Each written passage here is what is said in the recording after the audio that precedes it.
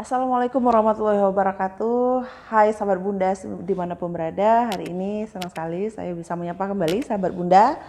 Dan kali ini kita akan membahas tentang bagaimana sih orang ekstrovert itu atau orang-orang dengan kepribadian ekstrovert. Kemarin kita udah bicara tentang orang-orang dengan kepribadian introvert.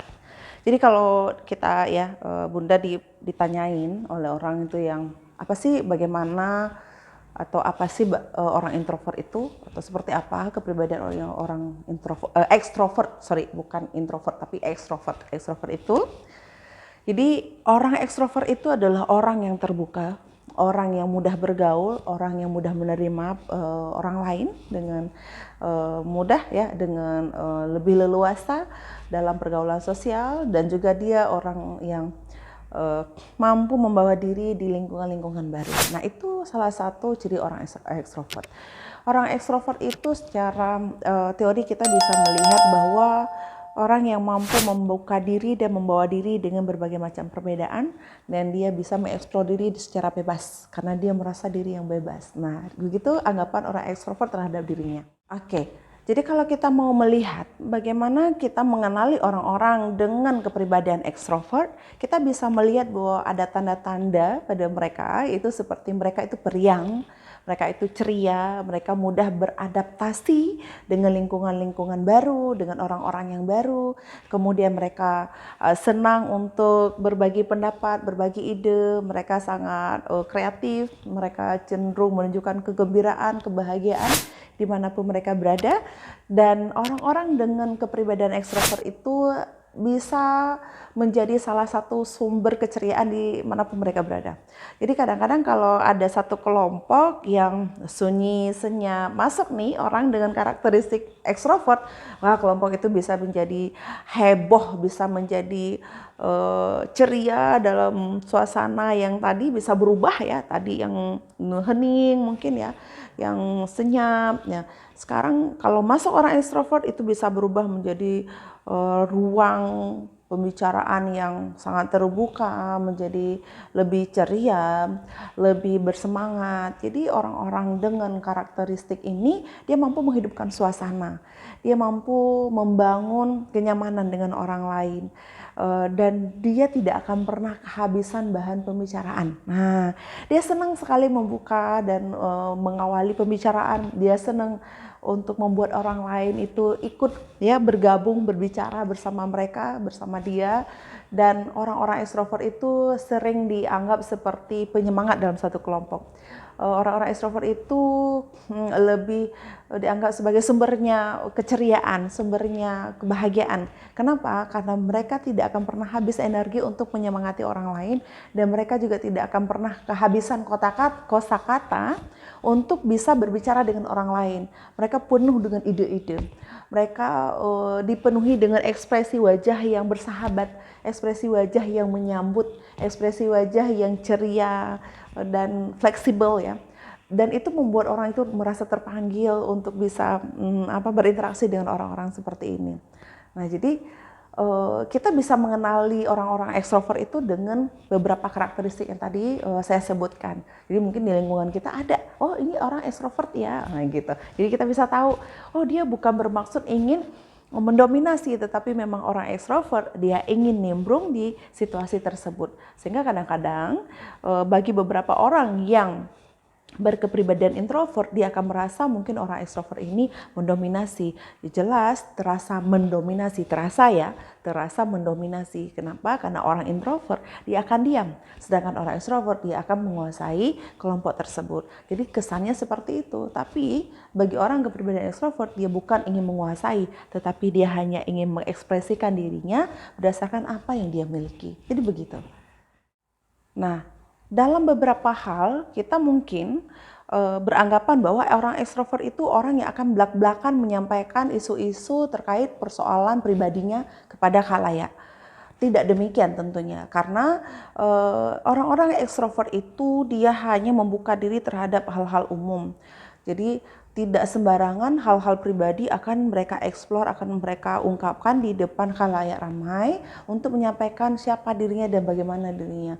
Walau ada 1-2 karakteristik ekstrovert itu yang secara tidak langsung senang menceritakan, namun itu butuh waktu. Dia tidak semua orang akan dia ceritakan, itu beda karakternya ya. Itu lebih kepada tidak ada kontrol terhadap persoalan-persoalan diri atau terhadap identitas diri mereka yang perlu disampaikan kepada orang lain mana dan yang tidak perlu disampaikan kepada orang lain. Dia lebih kepada itu. Jadi bukan karena dia berkepribadian ekstrovert terus dia akan menyampaikan, akan membuka semua tentang dirinya. Jadi orang ekstrovert juga punya batasan-batasan informasi-informasi atau apa-apa saja yang bisa dia share, yang bisa dia blow up di khalayak ramai, dan apa saja yang tidak boleh. Nah, untuk beberapa orang mungkin dengan tingkat keinginan dan dorongan yang besar kepada terhadap orang lain ya, terhadap orang lain untuk menyampaikan informasi, apakah untuk memberikan pengetahuan terhadap apa yang dia ingin sampaikan. Nah, disinilah letak kadang-kadang orang ekstrovert itu mudah dibaca oleh orang lain, mudah dibaca, oh ini karakternya seperti ini, seperti ini. Namun tidak ada yang pasti dengan orang kepribadian ekstrovert itu dia akan misalkan apakah dia keras, apakah dia lembut, apakah dia peduli, apakah dia cuek, apakah dia penuh dengan semangat atau tidak.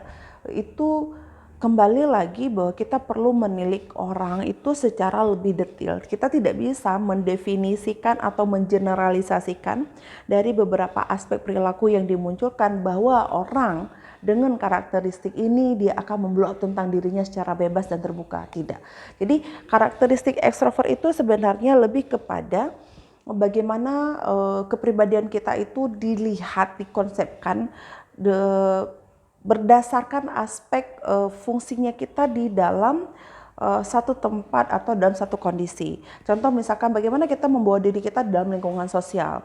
Kalau kita melihat bentuk kepribadian kita pada aspek lingkungan sosial, maka kita akan dilihat pada kategori apakah kita introvert atau ekstrovert. Tidak terlepas bahwa kepribadian itu dia punya macam-macam. Tapi kalau kita lihat kelompokan ini, dia lebih kepada penjabaran bagaimana kita di dalam kelompok sosial. Nah, disitulah kita lihat bahwa ada perbedaan antara introvert dan ekstrovert. Ekstrovert itu sangat antusias seperti yang tadi saya sudah sampaikan, dan introvert itu kebalikannya. Kebalikan dari ekstrovert itu. Jadi itu bukan menunjukkan bahwa keseluruhan kepribadian dia dalam semua aspek dan kondisi itu seperti itu, tidak demikian. Tapi orang ekstrovert dia lebih bisa menunjukkan keterbukaan berpikir sehingga dia akan lebih mudah mendapatkan informasi-informasi baru, dia akan lebih mudah untuk mengembangkan dirinya, mengembangkan pola pikirnya sehingga dia bisa untuk lebih cepat mengkonsepkan konsep-konsep baru terhadap dirinya atau lingkungannya. Nah, berbeda dengan orang introvert. Kalau orang introvert itu sebaliknya, mereka butuh waktu, tidak akan mudah langsung untuk menerima konsep-konsep baru dari luar, karena mereka butuh penyesuaian yang mungkin waktunya lebih lama. Lama itu bukan karena mereka tidak cerdas atau apapun asumsinya, tapi lebih kepada mereka punya banyak pertimbangan. Nah, kalau orang ekstrovert, pertimbangannya itu tidak akan serumit dan sedetil orang introvert. Orang ekstrovert karena dia melihat segala sesuatunya secara bebas, maka dia tidak segan-segan untuk menguji cobakan apa yang dia yakini tadi. Nah, kalau orang ekstrovert demikian, orang introvert dia lebih berhati-hati dalam mengeksplorasi segala sesuatu atau melakukan segala sesuatunya, apalagi itu sesuatu yang baru. Nah, kalau orang extrovert, it's okay, mereka akan melakukan segala sesuatunya secara bebas dan di situ mereka akan memaknai setelah mereka melakukan. Nah, ini perbedaannya. Jadi bukan terletak antara dia pintar atau tidak pintar, tapi lebih kepada bagaimana mengapresiasi, bagaimana mewujudkan sesuatu yang didapatkan, yang diyakini ke dalam bentuk tingkah laku, ke dalam bentuk aplikatif ya, ke dalam sesuatu yang aplikatif, sehingga di sini letaknya menjadi sangat signifikan bahwa orang ekstrovert dengan introvert itu memiliki perbedaan dalam mengeksekusi sesuatu yang mereka yakini.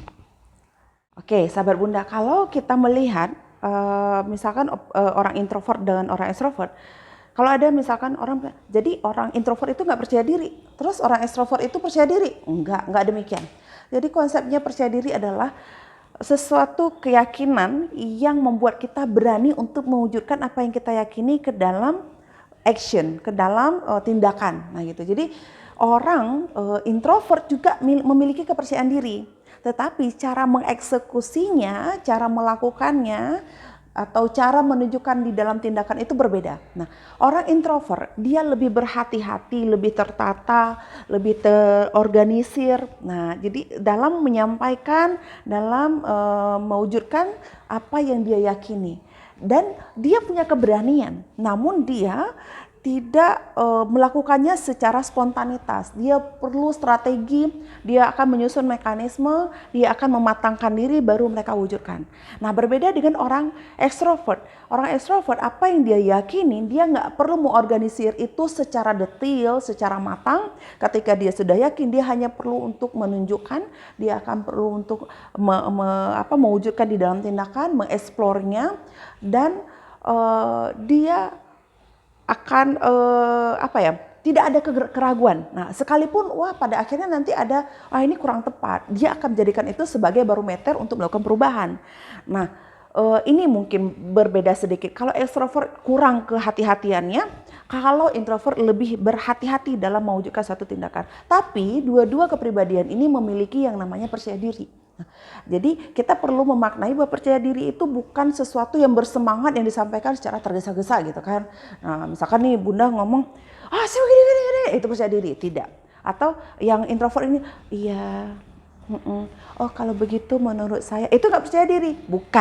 Bukan seperti itu. Jadi percaya diri adalah keyakinan yang kita miliki, berani untuk kita sampaikan baik secara verbal maupun secara tindakan, berani untuk kita wujudkan, berani untuk kita tampilkan. Nah, ini yang dimaksud dengan kepercayaan diri. Jadi keyakinan yang ditambahkan dengan keberanian, kemudian diwujudkan di dalam tindakan gitu. Jadi itu percaya diri. Jadi setiap orang untuk bisa melakukan itu dia butuh fase, ada caranya masing-masing. Jadi tidak letaknya pada semangat, itu berbeda sekali dengan percaya diri. Jadi teman-teman atau sahabat Bunda bisa tahu ya perbedaan antara orang ekstrovert dengan orang introvert. Begitu juga orang ekstrovert bukan berarti dia belak-belakan terhadap dirinya, tetapi dia hanya spontanitasnya yang lebih kuat gitu di dalam interaksi sosial. Nah, kalau misalkan orang introvert dia lebih berhati-hati. Jadi bukan berarti tidak ada filter yang membuat mereka itu tidak membatasi dirinya, tidak membatasi hal-hal yang pribadi untuk tidak disampaikan kepada orang lain. Orang ekstrovert punya batasan-batasan di mana mereka akan menjaga apa yang boleh dan tidak boleh untuk saya sampaikan. Jadi itu terletak dengan bagaimana kita membawa diri kita. Jadi sahabat Bunda semuanya, Anda paham bagaimana sekarang membedakan orang introvert dan extrovert? Kedua-duanya kepribadian yang baik dan kedua-duanya merupakan kepribadian yang bagus ya. Tinggal bagaimana kita menyesuaikan diri dengan kepribadian teman-teman kita, lingkungan kita, sehingga kita bisa menempatkan diri dengan orang-orang yang demikian ya. Jadi kesannya mungkin bagi introvert sombong, kesannya bagi orang ekstrovert itu terlalu percaya diri gitu ya. Ya kalau sebaliknya kita melihat dengan kacamata berbeda, kita bisa juga menganggap bahwa orang ekstrovert ini terlalu sombong, mengagungkan diri, mungkin seperti itu karena dia menjadi dominan. Kalau ini menjadi sombong karena dia menutup diri, maka itu akan menjadi negatif ketika kita melihat keduanya dari sisi yang negatif. Jadi tidak ada kepribadian yang negatif, tapi ada kepribadian yang terus berkembang dan kepribadian yang mengikut pada penyesuaian di mana kita berada dan bagaimana kita harusnya bersikap dan berfungsi di tempat tersebut. Jadi sahabat Bunda, kenalilah lingkungan Anda, susunlah Anda harus bagaimana, dan yang terbaik adalah Anda mampu menyesuaikan diri Anda dengan baik di dalam lingkungan Anda, dan itu ada kepribadian yang bagus dan hebat. Terima kasih, sampai jumpa di lain kesempatan. Assalamualaikum warahmatullahi wabarakatuh.